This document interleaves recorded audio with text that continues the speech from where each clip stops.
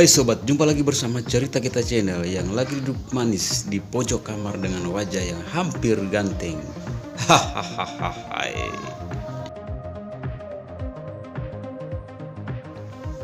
Kali ini cerita kita akan mempromosikan keunggulan Nusa Tenggara Timur, khususnya di Pulau Sumba, Pulau Marapu. Nah, Pulau Sumba ini identik dengan kuda sandalwood, kecantikan para gadisnya, dan juga rumah adat. Indonesia sebagai negara kepulauan memiliki setidaknya 16.056 pulau yang terbentang dari Sabang sampai Merauke. Dan salah satu pulau di Indonesia meraih nominasi sebagai pulau terbaik di dunia versi majalah Fokus Jerman tahun 2022. Pulau tersebut adalah Pulau Sumba, Pulau Marapu yang menyimpan tidak hanya keanekaragaman dan keindahan alam, namun juga budayanya. Maka tidak mengherankan bila 19,3% desa wisata yang ada di Indonesia terpusat di Provinsi Nusa Tenggara Timur, termasuk di Pulau Sumba. Karena itu, mari kita menuju ke zaman Megalitikum, zaman di mana warisan Marapu masih terjaga. Dan tentu, semua mata kita terpana atau tertuju pada deretan 14 kampung adat yang ada di Sumba Barat Daya, Nusa Tenggara Timur. Jadi, jika sobat ingin berlibur ke Pulau Sumba, tidak lengkap rasanya jika tidak mengunjungi perkampungan adatnya. Berikut adalah 8 kampung adat di Kecamatan Kodi, Kabupaten Sumba Barat Daya yang wajib kamu kunjungi sebagai destinasi liburanmu selama di Pulau Sumba.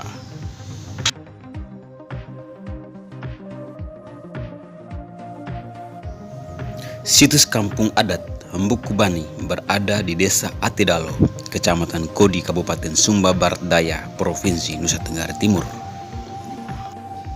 Kampung adat ini dikenal sebagai kampung adat yang masih memegang teguh adat istiadat, budaya, serta memiliki sejarah sebagai kampung penganut agama Marapu.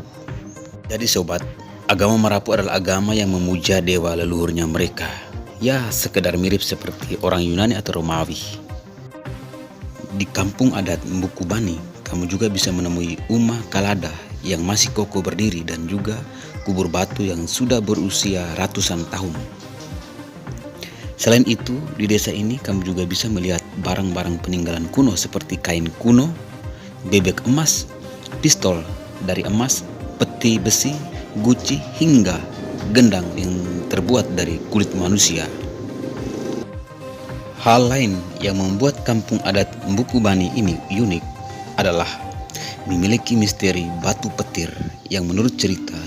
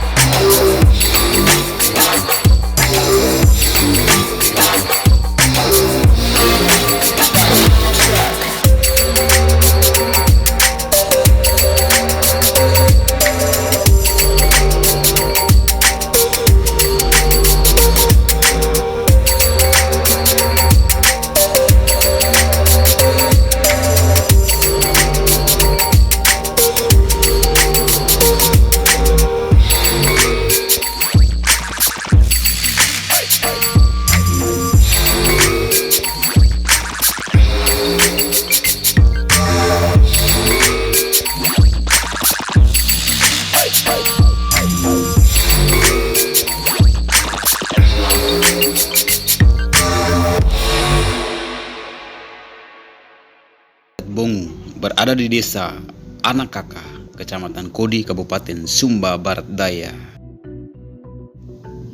Parona Bongu tersebut menampilkan pesona wajah yang sangat unik dan indah yang tidak kalah dengan panorama parona-parona yang lainnya di wilayah Kodi.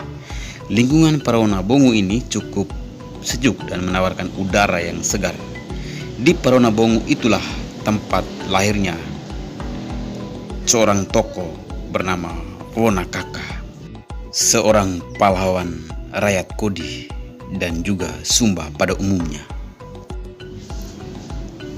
Wonakaka adalah panglima perang Laskar Rakyat Kodi yang gagah berani melawan penindasan penjajah pada kolonial militer Belanda selama 3 tahun 1911 sampai dengan 1913. Wonakaka adalah warga Uma Kambayala di Parona Bongu.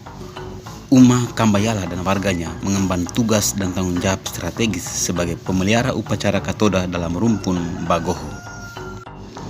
Uma Kambayala juga dapat menentukan terjadinya suatu perang atau memilih dengan cara damai. Parona Bongu mudah kita kunjungi, bisa dengan kendaraan baik roda 2 maupun roda 4. Jalan sudah beraspal, kecuali dari jalan utama menuju Parona Bongu masih pengerasan. Jarak dari Bondokodi, ibu kota kecamatan, sekitar 2 km, dan jika dari Tambolaka, maka jaraknya bisa menempuh 35 km. Jadi, jika ada waktu lowong dan memiliki kesempatan untuk ke Sumba Barat Daya, tepatnya di bumi Tanah Nyale, Tanah Pasola, sebaiknya mampirlah di Parona Bongu, tempat pahlawan Wonakaka. Situs rumah adat Parona Baroro adalah salah satu situs rumah adat di Sumba Barat Daya yang berlokasi Desa Waikaninyo, Kecamatan Kodi Bangedo. Untuk mencapai situs rumah adat ini, para pengunjung harus menempuh jarak hampir 1 jam dari kota Tambolaka menuju ke tempat tersebut. Memang harus diakui, situs rumah adat ini tidak setenar situs rumah adat lainnya. Tetapi jangan salah, situs rumah adat ini merupakan salah satu rumah adat yang tertua di Pulau Sumba yang terus menjaga tradisi budayanya hingga saat ini.